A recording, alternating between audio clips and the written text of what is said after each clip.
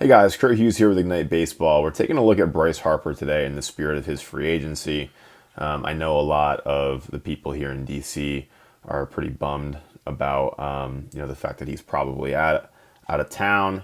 But I wanted to look at a swing from his MVP year, 2015, and then a swing from last year, and just kind of talk about some things that I think he's kind of regressed on, and why I think that he's probably not worth the amount of money he's asking for anyway, and it might be a good decision to kind of just let him go. So we're looking at, on the left, we're looking at 2018, so I'll just put that on top. So I'll go like that.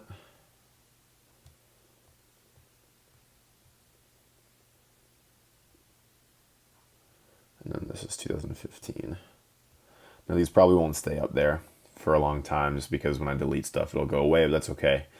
Just so you have an idea. Okay, so a lot of people talk about short versus long in the swing, but I think it's often lost what that actually means, and what that means in terms of the relationship between where you're actually getting in the path of the ball and how long it takes you to get there. And a lot of people think it just means that you're being short to contact, where really we want to be short to the time that our bat can actually run into the ball. Now, a lot of that has to do with what the circumference of your shoulder rotation is before you actually run into the pitch. Now, you can see I have Harper on the left here, and Harper on the right, both at foot landing. And what you'll see, when I say foot landing, I mean heel plant. What you'll see is that Harper's shoulders in the video on the right go right at the pitcher, or maybe like at the shortstop, and you'll see that Harper's shoulders on the video on the left go shortstop, maybe like in the hole between short and third, so they're pretty close. And we'll see that what happens as a result of that is Harper isn't as able to get his hips as far open.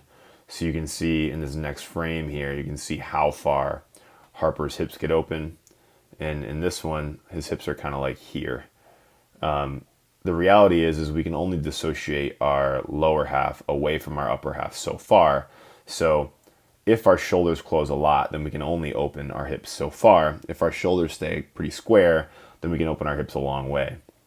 And why this is important is because the distance between Harper's back shoulder and where he would run into the pitch, or where he runs into the path of the pitch, which is going to be about right here. And I'll prove that to you just by playing it out. So right here, the distance between Harper's back shoulder and that spot is further than it would be if his shoulders were square. So let's imagine that his shoulders were square at heel plant. So boom, right here. Let's say he looks like he does on the right. So I'll change color on that. Oop, that's still red. So I'll change color on that. So let's say his shoulder was here.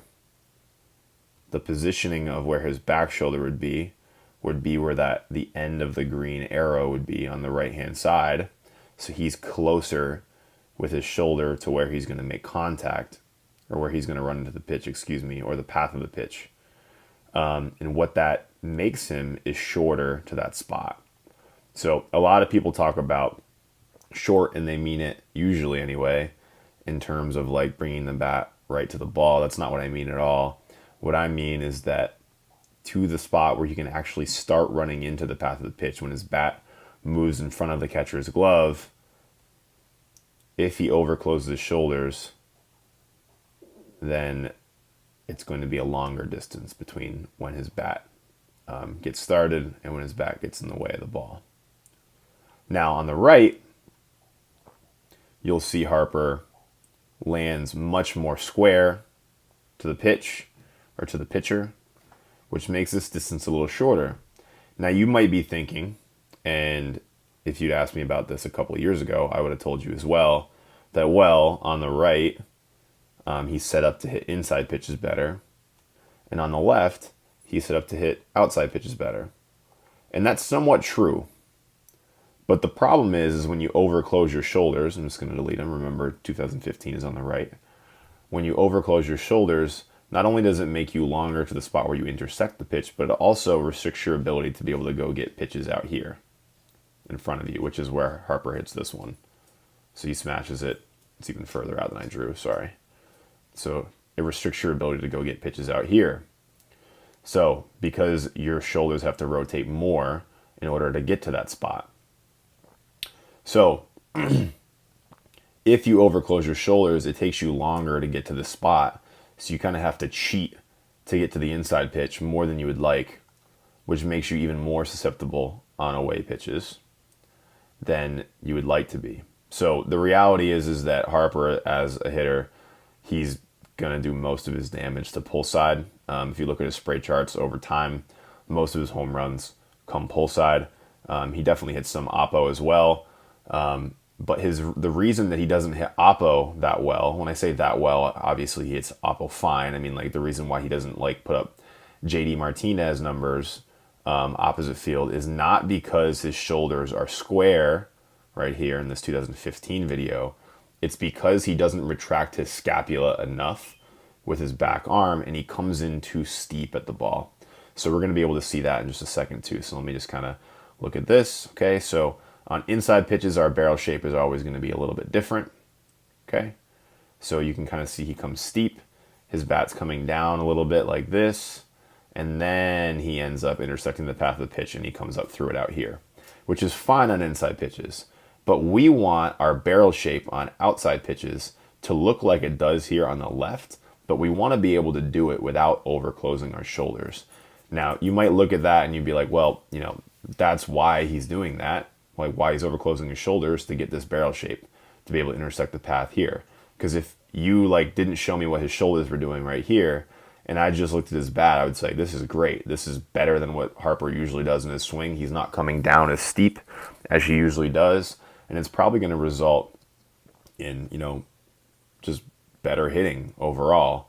But what happens with Harper is because he overcloses his shoulders, as we see here, it makes him longer, and he's unable to get his barrel turned around as quick as we would like because of the delay of that rotation. So in order for us to get our bat into the zone, our shoulders have to turn. And ideally, we want our chest at contact to be pointing in the direction we want to hit the pitch. So Harper hits the ball right here, and his chest is kind of pointed like at the second baseman or at the pitcher or something like that, and this is more of a pull side swing, so that makes sense. Now, if he were going oppo, like this, his chest would be like this when he made contact, so he just hits it deeper, makes the same motion with his upper half. He's just hitting the ball a little deeper. And really the difference between the inside pitch swing and the outside pitch swing is not necessarily the shoulders closing, which we kind of see here on the left. What the difference is how long we retract our scapula in our swing. So I'm going to show you guys just a visual that's going to kind of help you understand this a little bit better. So let me bring that up. Give me 2 seconds here. And you'll see I'm laying on a yoga mat, and I have like a little souvenir bat in my hand. And I'm not going to play it because I don't want the sound to play in the background. Really small. So I'm just going to kind of drag it here. So you see I have the souvenir bat. Okay, I'm laying on the ground. So I want you to think like the ground is my barrier. So this is for learning how to hit outside pitches and to swivel your barrel behind you. So what we have happen here when we're laying on the ground is that we have the ground as the barrier. So we can't reach our hands forward. We have to pull our arm away from the ground to try and create space, but we also can't overclose our shoulders. If our shoulders turn in too much, well, they can't, right? Because your chest is laying right on the ground. Sorry, my dog's making a little cameo in the background. So our chest is laying right on the ground. So when we pull away from the ground like this, it forces us to obtain greater scapular mobility behind us. And that's what Harper doesn't do all that well. So in order to compensate for that, what he does is he overcloses his shoulders to try to hit those outside pitches. But what he should really do is just worry about trying to get his back elbow more like behind his spine. So when I say behind his spine, I mean like I'm pulling my elbow away from the ground. And in this case, away from the ground means behind the spine, and to the ground is in front of your spine. So take a look at this drill here.